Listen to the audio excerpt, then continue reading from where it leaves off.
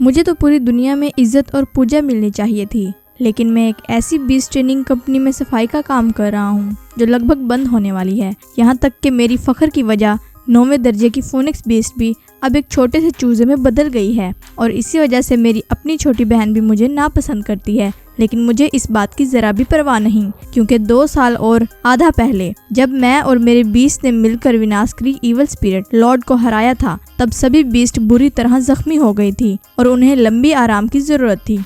अब हिसाब लगाओ तो मेरे सर पर बैठी ये फोनिक्स भी लगभग पूरी तरह से ठीक होने वाली है। लेकिन फिलहाल इन बातों के सोचने का वक्त नहीं, क्योंकि मेरी बहन ने सफलता से एक 4थे दर्जे की बीस्ट को पाल पोस कर तैयार कर लिया है और वो प्रोविंशियल कंपटीशन में हिस्सा लेने वाली है। उसके चाहने वाले ब्रदर जी भी बहुत खुश हैं और कहते हैं कि इस बीस्ट के साथ प्रोविंशियल कंपटीशन का कोटा पक्का मिल जाएगा। आखिर कुछ लोग तो अपनी पूरी दौलत लगा देने के बाद भी ऐसा मौका हासिल नहीं कर पाते। यकीनन एक शानदार बीस्ट को पाला जा सकता है, लेकिन बीस्ट ट्रेनर बनना आसान नहीं होता। मैं वहाँ खड़ा बस इतना कह रहा था कि एक प्रोविंशियल कंपटीशन में जाना कोई बड़ी बात नहीं है। तब मेरी बहन के चाहने वाले ने मजाक उड़ाते हुए कहा कि मैं तो रोज बस उसके लिए खाना लेकर आता हूँ, मुझे उसकी जिंदगी के फैसलों में बोलने का क्या हक है। इसी दौरान एक आदमी दौड़ता हुआ आया और बताया कि जियांग प्रोविंस बीस्ट एसोसिएशन का प्रेसिडेंट आ रहा है, इसलिए ब्रदर जी को तुरंत लोगों को वहां ले जाना चाहिए। ये सुनकर मुझे बीस्ट कंपटीशन का खतरनाक माहौल याद आ गया।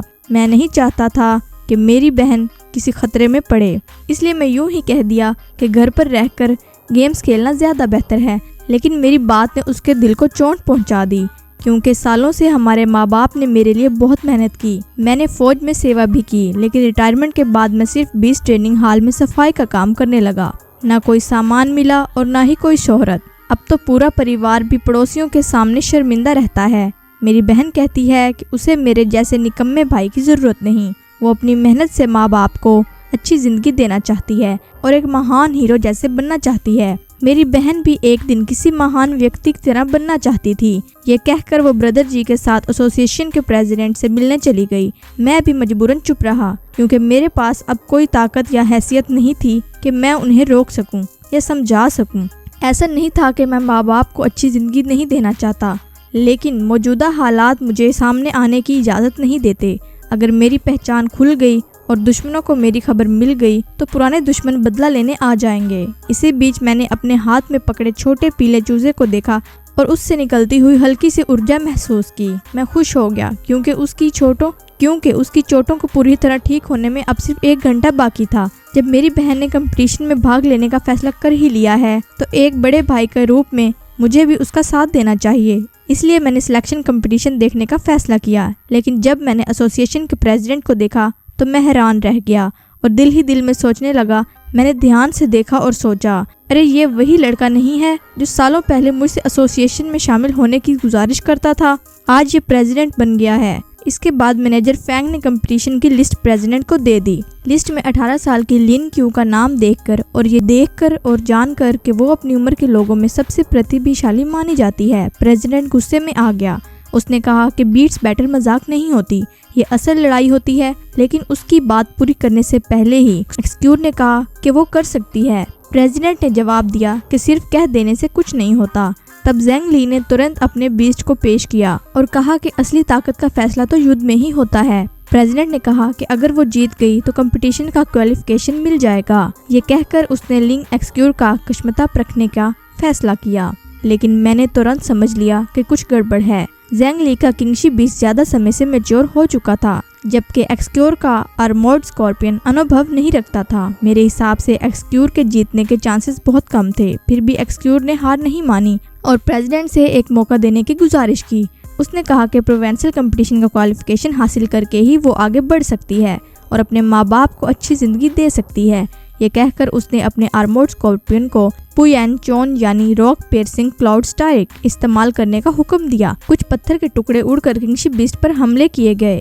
देखने में ये हमला काफी प्रभावशाली लग रहा था, लेकिन मैंने तुरंत एक बात नोटिस कर ली। किंगशिप बीस्ट का दायां बाजू स्पष्ट रूप से मजबूत किया गया था, इसलिए मुझे लगा कि एक्सक्यूर उसका मुकाबला नहीं कर पाएगी। ये देखकर ज़ेंग ली हल्का सा मुस्कुरा दिया। किंगशिप बीस्ट तुरंत खड़ा हो गया और उसने माउंटेन क्रशिंग स्ट्राइक जैसे एक शक्तिशाली अटैक चिल्ला दिया। एक्सक्यूर ने जल्दी से अपने आर्मोर्ड स्कॉर्पियन को बचने का हुक्म दिया, लेकिन किंगशिप बीस्ट की इस वार की रफ्तार और ताकत दोनों अपने चरम पर थीं। जैसे ही आर्मोर्ड स्कॉर्पियन पर हमला लगा, पूरा अरीना तक हिल गया और जमीन में दरारें पड़ गईं। नीचे बैठे दर्शक हैरान रह गए और कहने लगे कि इस अटैक की ताकत लगभग 50th लेवल तक पहुंच गई है। ज़ैंग ली ने मजाक उड़ाते हुए कहा, अभी तक तो बहुत घुमंड था, अब मेरी एक ही स्ट्राइक भी बर्दाश्त नहीं कर पा रही हो। तब किसी ने एक्सक्यूर को हिम्मत देते हुए कहा कि घबराने की जरूरत नहीं, जरूरत पड़ी तो 10 स्पाइक बस्ट से पूरी ताकत लगा देंगे। ये कहकर तेज कांटे किंगशिप बीस्ट की तरफ दाग दिए गए, लेकिन उनसे कोई खास नुकसान नहीं हुआ। उल्टा किंगशिप बीस्ट ने तुरंत 3 बड़े कांटे छोड़ दिए जो सीधा आर्मोर्ड स्कॉर्पियन पर लगे और उसे बुरी तरह जख्मी कर दिया। ये देखकर प्रेसिडेंट भी परेशान हो गया और उसने मैनेजर फैंग से किसी और पार्टिसिपेंट को चुनने की बात करनी शुरू कर दी। प्रेसिडेंट ने कहा कि एक्सक्यूर को 3 साल बाद फिर से कोशिश करनी चाहिए। ये सुनकर मैंने धीरे से कहा, अगर मैं होता तो पहले उसके सीने की रक्षा को तोड़ने पर ध्यान देता। ऐसा लगा जैसे एक्सक्यूर ने मेरी बात सुन ली हो। उसने तुरंत अपने बीस्ट को हुक्म दिया और एक तेज स्पाइक चार्ज से किंगशिप बीस्ट के सीने पर हमला कर दिया। ज़ैंग ली अभी किंगशिप बीस्ट को दोनों बाजों से बचाव करने का हुक्म भी नहीं दे पाया कि हमला सीधा उसके सीने पर लग गया। इसके तुरंत बाद एक्सक्यूर ने एक शक्तिशाली स्किल चला दी। आर्मोर्ड स्कॉर्पियन का शरीर एक घूमते हुए ड्रिल की तरह बन गया और किंगशिप बीस्ट संभल भी नहीं पाया था कि वहीं टकराकर बेहोश हो गया। इस जीत के बाद एक्सक्यूर को मुझ पर शक होने लगा। उसने सोचा कि मैंने कभी कंपटीशन देखा भी नहीं, फिर मुझे किंगशिप बीस्ट की कमजोरी कैसे पता थी। इसी दौरान प्रेसिडेंट जाओ मेरे पास आ गया। उसे समझ आ गया था कि वो जो व्यक्ति किंगशिप बीस्ट की कमजोरी पहचान सकता है वो आम इंसान नहीं हो सकता। वो जानना चाहता था कि मैं असल में कौन हूँ, लेकिन मैं बेपरवाह सा खड़ा रहा और उसे खुद अंदाजा लगाने को कह दिया। ये देखकर एक व्यक्ति जल्दी से बीच में आ गया और बात संभालते हुए बोला कि मैं तो बस मैनेजमेंट का काम जानता हूँ। सब लोगों ने कहा कि मैं तो सफाई और बस खाना पहुँचाने वाला आदमी हूँ, इसलिए शायद रोज दूसरों की बातें सुन सुनकर कुछ अंदाजा लगा लेता हूँ। एक्सक्यूर ने भी ताने मारते हुए कहा कि अगर मुझ में वाकई ही कोई कश्माता है तो फिर घर पर आराम करने की बजाय कुछ करके दिखाऊं। इसी वक्त अचानक हॉल के दरवाजे जोर से खुल गया। लियू मी नाम की एक महिला अपने लोगों के साथ अंदर आई और उसने तुरंत कहा कि उसे इस तरह के बच्चों के खेल जैसे कंपटीशन में कोई दिलचस्पी नहीं है। लियू मी भी एक बीस्ट ट्रेनिंग हॉल की मैनेजर थी। हालांकि प्रोविंशियल कंपटीशन का कोटा पहले ही प्रेसिडेंट और मैनेजर फैंग के बीच तय हो चुका था, फिर भी कुछ लोग इस फैसले से खुश नहीं थे। इसलिए मैनेजर लियू ने तुरंत एक नया प्रस्ताव रखा। उसने कहा कि उसकी ट्रेनिंग हॉल के पार्टिसिपेंट और मैनेजर फैंग के पार्टिसिपेंट्स के बीच 3 मुकाबले होंगे। इन 3 मैचेस के नतीजे के आधार पर प्रोविंशियल कंपटीशन का कोटा दोबारा तय किया जाएगा। जो पक्ष हार जाएगा उसे अपना दावा छोड़ना पड़ेगा। हारने वाले 20 के ट्रेनर्स की सभी ट्रेनिंग लाइसेंस हमेशा के लिए रद्द कर दिए जाएंगे। ये सजा इतनी सख्त थी कि प्रेसिडेंट जाओ भी तुरंत विरोध करने के लिए आगे आ गया। लेकिन बीस्ट वर्ल्ड में हमेशा से ताकतवर ही जीता है और कमजोर को पीछे हटना पड़ता है, चाहे ये एक साफ साजिश ही क्यों ना हो। मैनेजर फैंग ने इसे स्वीकार करने का फैसला किया क्योंकि सिर्फ प्रोविंशियल कंपटीशन का कोटा मिलने पर ही शहर से फंडिंग मिल सकती थी। ट्रेनिंग हॉल को चलाए रखने के लिए ये पैसा बहुत जरूरी था, इसलिए उसे मजबूरन इस जाल में कदम रखना पड़ा। खुशकिस्मती से ट्रेनिंग हॉल के ट्रेनर्स बहुत वफादार और हिम्मती थे। सब एक के बाद एक आगे बढ़कर कहने लगे कि मैनेजर उन्हें मैच के लिए चुने। उनकी वफादारी देखकर मैनेजर फैंग भी भावुक हो गया। एक्सक्यूर भी पहली पार्टिसिपेंट बनने के लिए तैयार हो गई। मैनेजर देखकर वक्त का हिसाब लगाने लगा। अभी सिर्फ 10 मिनट बाकी थे। मुझे नहीं पता था कि मैं खुद भी लड़ाई में हिस्सा ले पाऊंगा या नहीं, लेकिन फिर भी मैं दृढ़ निश्चय कर गया। तब किसी ने मजाक उड़ाते हुए कहा, लिन हाय, तुम खुद को क्या समझते हो? क्या तुम भी कंपटीशन में उतरने के लायक हो? मैनेजर लियू ने मजाक उड़ाते हुए कहा। मैनेजर फैंग, कहीं तुम लोग इस सफाई करने वाले आदमी पर तो भरोसा नहीं कर रहे? कल को अगर इसका हाथ पैर टूट गया तो हम जिम्मेदार नहीं होंगे। लेकिन मैं बिल्कुल शांत था और अपनी गुस्से में भरी बहन को देखकर सोच रहा था कि मैं उस बुढ़िया को तुम्हें परेशान करने कैसे दे सकता हूँ। मैं तो यहाँ तक कह दिया कि मैं अकेला ही उनकी पूरी टीम को हरा सकता हूँ। मैनेजर फैंग फिर भी हिचकिचा रही थी क्योंकि दाव बहुत बड़ा था। इसी दौरान मैनेजर के छोटे भाई ने आगे बढ़कर कहा कि उसकी 6 टायर बीस्ट मेरी ट्रेनिंग की वजह से इतनी मजबूत बना है। हालांकि सब जानते थे कि एक सफाई करने वाले की बात पर इतनी आसानी से भरोसा नहीं किया जा सकता, लेकिन फिलहाल उनके पास और कोई विकल्प नहीं था। इसलिए पहले सीनियर ब्रदर जी को मैच के लिए भेजने का फैसला हुआ। दूसरी तरफ से भी एक मजबूत प्रतियोगिता भेजी गई। काई कुन, जो 3 प्रोविंस लीग का चैंपियन था, काई कैन ने पूरे आत्मविश्वास के साथ अपना 6 tyre golden pattern thunder leopard बुलाया। प्रेसिडेंट जाओ ने उसे देखते ही पहचान लिया और कहा कि ये तो मशहूर लिटिल गोल्ड काई कुन है। लेकिन ब्रदर जी ने उसका मजाक उड़ाते हुए कहा कि चैंपियन होना सिर्फ नाम की बात है। उसने तुरंत अपने फ्लेम रेज बियर को फायर इम्पैक्ट अटैक करने का हुक्म दिया। फ्लेम रेज बियर के शरीर के इर्द गिर्द तुरंत भयंकर आग भड़क उठी। उधर गोल्डन पैटर्न थंडर लेपर्ड भी तैयार खड़ा था और फिर दोनों बीट्स एक दूसरे की तरफ दौड़ पड़े और जोरदार टक्कर हुई। जैसे ही दोनों बीट्स टकराए पूरा मैदान धूल और मिट्टी से भर गया। लेकिन 2 सेकंड भी नहीं गुजरे थे कि फ्लेम रेज बियर हवा में उछलकर दूर जा गिरा। ब्रदर जी अभी समझ ही नहीं पाए थे कि क्या हुआ है। काई कुन ने तुरंत गोल्डन पैटर्न थंडर लेपर्ड को गोल्डन थंडर स्पीयर इस्तेमाल करने का हुक्म दिया। अगले ही पल थंडर लेपर्ड की पहुंच से बिजली की तरह तेज एक हमला निकला और सीधा फ्लेम रेज बियर के बाएं सीने पर जा लगा कि ब्रदर जी उसके साथ उछलकर दूर जा गिरा। फिर भी ब्रदर जी ने हार नहीं मानी और अपना एक और अटैक चलाने की कोशिश की। लेकिन काई कुन ने हंसकर कहा, यह सिर्फ मरने से पहले की एक बेकार जदोजहद है। उसने फिर गोल्डन पैटर्न थंडर लेपर्ड को एक और लाइटिंग अटैक का हुक्म दिया।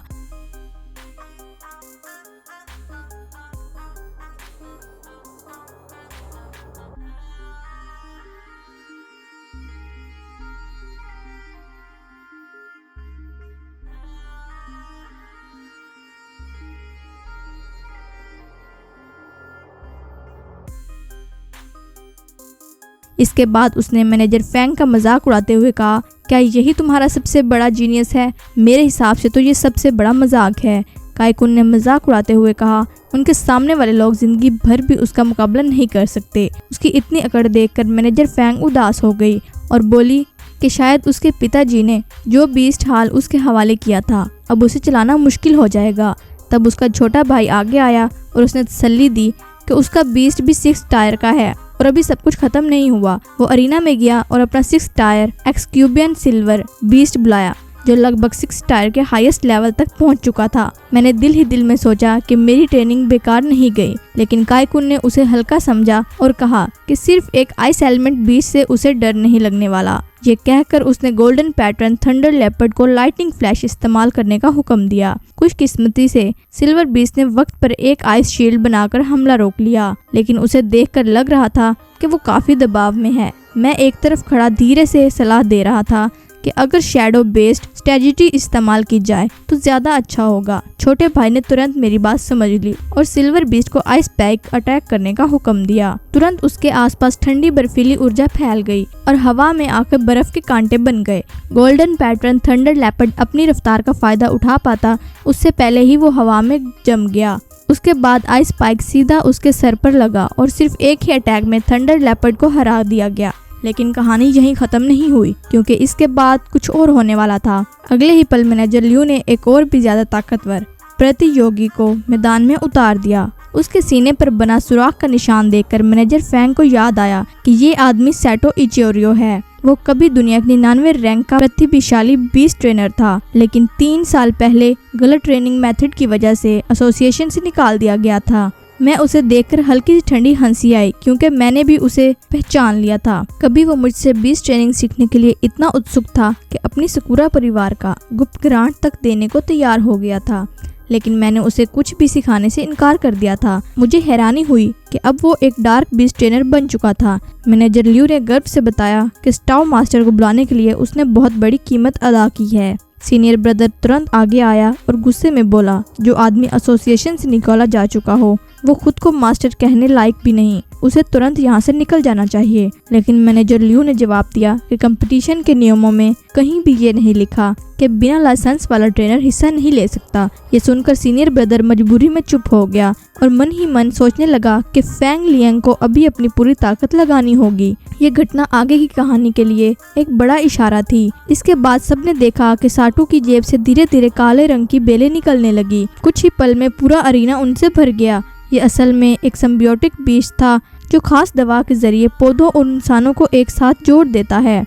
इससे ताकत दोनों दुगना हो जाती हैं, लेकिन ये दोनों की जीवन शक्ति को भी खा जाता है। यह देखकर फैंग लियांग काफी मुश्किल में नजर आया, लेकिन बीस्ट हाल के लिए उसने पूरी कोशिश करने का फैसला किया। उसने तुरंत अपनी यूनोबिंग बीस्ट को आइस सील अल्टीमेट स्किल इस्तेमाल करने का हुक्म दिया। अगले ही पल सेवंथ टायर नेदरवाइन पूरी तरह बर्फ में बदल गई। लेकिन हैरानी की बात यह थी कि 1 सेकंड से भी कम वक्त में उसने बंधन तोड़ दिया और तुरंत एक्सक्यूबियन बीस्ट और फैंग लिन दोनों को मजबूती से जकड़ लिया। ये देखकर ब्रदर जी घबरा गया और तुरंत हाल मैनेजर को हार मानने की सलाह देने लगा, क्योंकि वो नहीं चाहता था कि यहीं उनके बीस्ट की जिंदगी खत्म हो जाए। इतना ही नहीं, वो एक्सक्यूर को भी साथ लेकर वहां से निकल जाना चाहता था। कुछ लोगों ने सोचा कि अगर वो मैनेजर ल्यू की बात मान लेता तो उनका बीस्ट ट्रेनिंग लाइसेंस बच सकता था, लेकिन एक्सक्यूर बहुत वफादार और जज्बाती लड़की थी। जब उसने देखा कि कोई भी हाल के लिए खड़ा नहीं हो रहा, तो वो अकेली ही मैनेजर ल्यू के सामने घुटनों पर बैठकर हार मानने को तैयार हो गई। उसने इस बात की भी परवाह नहीं की कि मैनेजर ल्यू ने अपनी हाई हील उसके सर पर रख दी और उसे सबके सामने कुत्ते की तरह आवाज निकालने पर मजबूर किया। यह मंजर देखकर सब लोग सन्न रह गए। इसके बाद एक्सक्यूर ने मैनेजर से गुजारिश की कि उसे लड़ने दिया जाए। उसका आर्मोर्ड स्कॉर्पियन दुश्मन की बीस्ट को काउंटर कर सकता था और खास दवा की वजह से वो लगभग पूरी तरह ठीक भी हो चुका था। मैं उसे रोकने की पूरी कोशिश कर रहा था, लेकिन एक्सक्यूर फिर भी हिम्मत करके अरीना में आ गई थी। दुश्मन ने जब देखा कि सामने एक छोटी लड़की आई है तो उसने उसे हल्के में लिया। एक्सक्यूर जानती थी कि वो शायद जीत नहीं पाएगी, लेकिन हाल को बचाने के लिए उसने तुरंत आर्मोर्ड स्कॉर्पियन को ग्रैंड ट्रोक चार्ज अटैक का हुक्म दिया। इस हमले ने काई बेलों और टेंटिकल्स को तोड़ दिया, लेकिन वो सब कुछ ही पलों में फिर से उगाए। अगले ही पल आर्मोर्ड स्कॉर्पियन को मजबूती से जकड़ लिया गया। वो अब भी ग्रैंड ट्रोक क्रैश इस्तेमाल करने की कोशिश कर रहा था, लेकिन ये सिर्फ आखिरी बेकार जदोजहद थी। मैं घबराहट में अपनी घड़ी देख रहा था। सिर्फ 1 मिनट बाकी था, लेकिन अरीना में आर्मोर्ड स्कॉर्पियन पर नेदरवाइन लगातार हमला कर रही थी और लग रहा था कि वो ज्यादा देर तक टिक नहीं पाएगा। फिर एक जोर का वार सीधा एक्सक्यूर पर भी किया गया। इसके बावजूद एक्सक्यूर ने हार मानने से इनकार कर दिया, लेकिन वो दोबारा खड़ी भी नहीं हो पाई थी कि नेदरवाइन ने उसे भी जकड़ लिया था। मैं अपनी घड़ी देख रहा था। अब सिर्फ 20 सेकंड बाकी थे। मैं बस दिल ही दिल में दुआ कर रहा था कि मेरी बहन थोड़ा और टिक जाए। किसी ने चीख कर कहा, सातू उसे छोड़ दो। सातू ने ठंडे लहजे में जवाब दिया, मैंने उसे नहीं रोका, वो खुद ही जिद कर रही है। अगर तुम लोग कोटा छोड़ दो और हार मान लो तो मैं उसे छोड़ सकता हूँ। तब किसी ने कहा, हम हार मानते हैं, लेकिन एक्सक्यूर ने तुरंत जवाब दिया, नहीं, मैं हार नहीं मानती। दुश्मन हंस कर बोला, तुम्हारी टीम तो पहले ही हार मान चुकी है, अब चुपचाप मान जाओ। एक्सक्यूर फिर भी बोली, मैं हार नहीं मानती। तब सातू ने धमकी दी, अगर तुम नहीं मानोगी तो तुम्हारा बीस्ट मर जाएगा। इस बीच इंतजार का वक्त खत्म हो गया।